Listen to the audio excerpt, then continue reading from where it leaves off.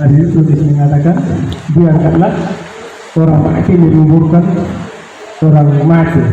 Begitu yang ini dan kalimat itu disampaikan, biarkanlah orang mati menguburkan orang mati. Mungkin itu ya.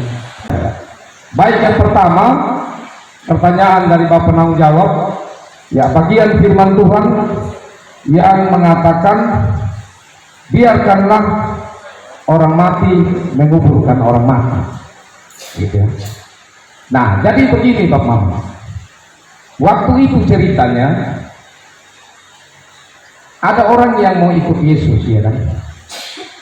Jadi yang satu bilang begini, saya mau ikut, tapi izinkan dulu saya pergi untuk menguburkan orang tua saya, iya kan? Lalu Yesus bilang biarkanlah orang mati menguburkan orang mati. Kalau kita yang baca sekarang, kita bilang wih tega sekali Tuhan Yesus ini. Oh, ini orang dia bilang begitu, biarkanlah orang mati menguburkan orang mati. Yang kedua, kadang orang salah tafsir. Orang bilang begini, biarkanlah orang yang mati rohani menguburkan orang mati. Itu salah tafsir, ya.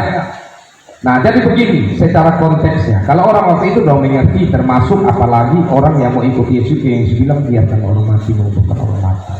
Yang pertama, dalam konteks waktu itu seorang anak sulung dalam keluarga. Siapa sini yang anak sulung laki-laki? Khusus laki-laki. Nah, contohnya Bapak penentu Abelali sebagai anak sulung. Ayahnya masih ada dan sudah tua. Dia tidak bisa pergi jauh kalau ayahnya sudah tua. Karena kalau ayahnya meninggal kalau dia tidak ada, itu dia akan menjadi omongan orang. Dan dia sendiri akan merasa terbeban dalam hidupnya sampai mati.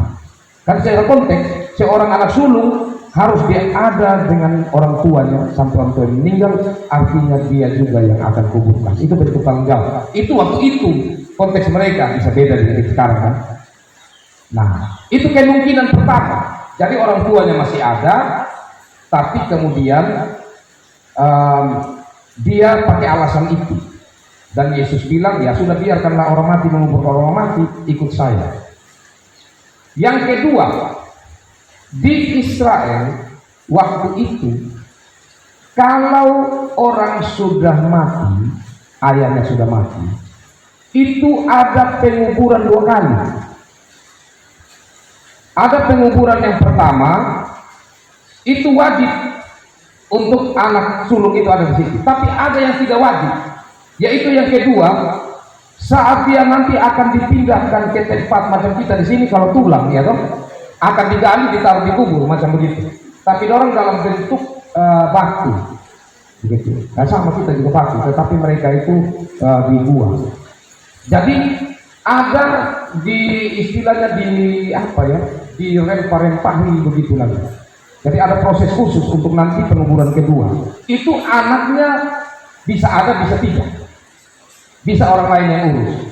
Nah, yang ketiga, kata orang mati menguburkan orang mati itu bisa ada orang waktu itu yang memang tugasnya untuk gali kubur, untuk urus ini orang mati. Jadi dia macam tim begitu. Mereka ada orang khusus yang untuk itu. Nah, itu kadang disebut orang mati. Jadi biarkanlah itu orang yang biasa urus orang mati, mereka lah yang urus orang mati itu. Itu yang ketiga. Sedangkan kita lihat sekarang maknanya. Kenapa Yesus mengatakan seperti itu? Entah kemungkinan pertama ayahnya masih ada, atau kemungkinan kedua Yesus tahu bahwa itu penguburan kedua, tidak perlu itu ada. Tapi intinya di sini Yesus mengatakan tidak ada waktu. Karena kalau kau pergi di sana, jangan sampai engkau tidak lagi mendapatkan hal yang paling penting dalam hidup. Artinya ini pilihan antara mengikut ke Yehu untuk memperoleh selamat, ataukah budaya dulu, ataukah secara kemanusiaan dulu. Ini pilihan berat, itu dilema biasa ya. Saya mau pergi jadi orang mati, tapi ada pihak begini. Itu contoh. Itu pilihan ya. Karena apa? Karena hidup kita bukan kita yang atur waktu. Kita tidak tahu. Semua itu ada dalam waktu Tuhan. Nah itu contoh untuk kita lebih paham. Jadi seperti itu Bapak penonton ya. Nah, supaya jangan salah tafsir. Banyak orang yang tafsirkan, oh itu maksudnya biar itu oleh lembah iman dia itu murid orang mati. Engkau ini kuat iman itu saya. Tidak. Beda. Bapak bisa paham ya? Bisa ya? Oke, terima kasih.